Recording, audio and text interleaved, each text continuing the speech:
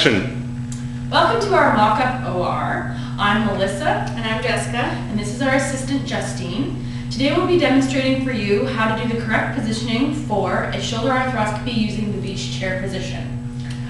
First of all, we have our beach chair already secured to our OR bed for our purpose sake. And we have made sure that our patient is already secured to our bed with the lap belt for safety while we are getting things ready.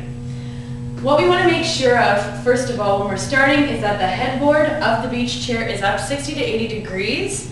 And we want to make sure that the patient is nice and comfortable and the sacrum area is tightly against the headboard and the backboard of the chair.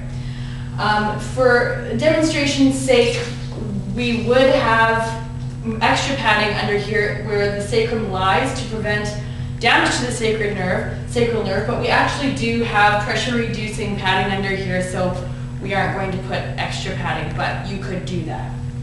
Next, we're going to make sure that our monitoring system is on. We'll have BP, our SpO2 monitor, and our ECG leads on to get the patient ready. First and foremost, I'd like to explain that the patient will be awake during the positioning portion of the procedure so that they're able to let us know whether or not they have any discomfort zones, any pressure zones that we're not aware of, and that we can just be aware of that while they're awake and talking to us. So the patient is set up for us to start positioning and securing her.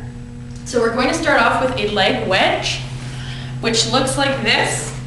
We're going to place it under the legs, right underneath the knees, and secure it into position like so. All right. Next, we want to make sure that our footboard comes up as far as it can go and is placed against the feet. Our patient is quite short in this instance, so we will put extra padding, which will include a pressure reducing pad and some toweling to go behind it so that we are avoiding pressure ulcers and sores. So it's nice and secure against her feet there, and that is the correct positioning. We also, for demonstration's sake, I'm going to use this pillowcase as a gel pad, as we have a big bowel case going on downstairs and don't have any more gel pads. All used up. We will put an extra pad under for pressure reducing as well to keep the patient comfortable during the procedure. Next, we have what are called some hip wedges, which go on either side of the hip. And this is going to hold the patient in place for avoidance of side-to-side movement during the procedure. It's held on with the Velcro strap and placed on either side.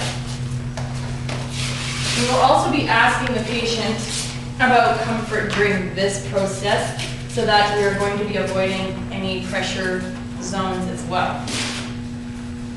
All right. As we secure it into place,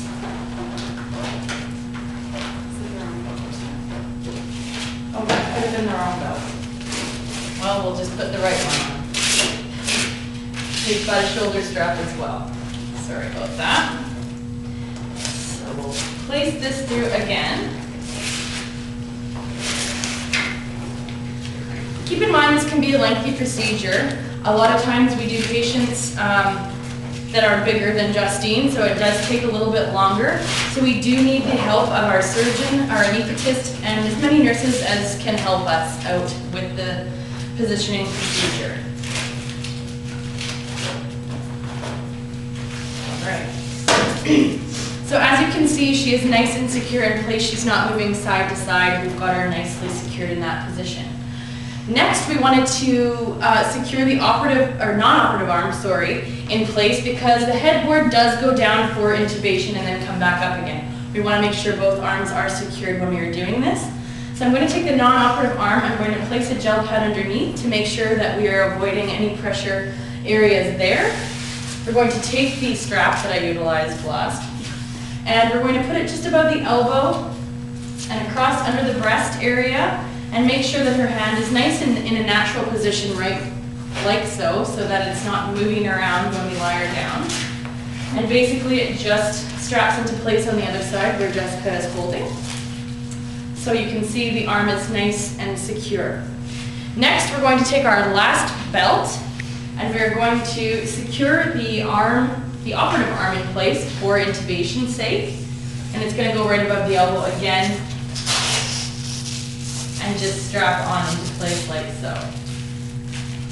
All right, so once the patient is nice and strapped in and secured, she'll be ready for intubation. Thank you.